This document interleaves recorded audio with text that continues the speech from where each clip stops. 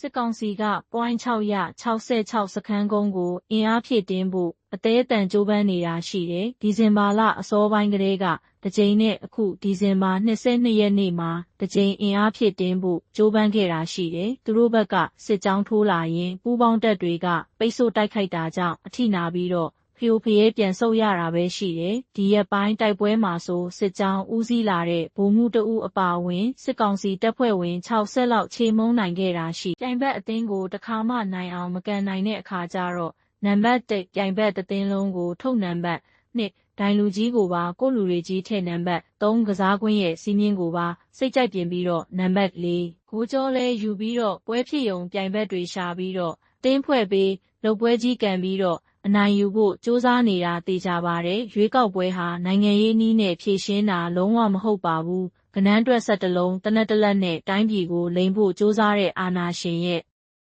လုပ်ပွဲတသက်တာဖြစ်ပါလိမ့်မယ်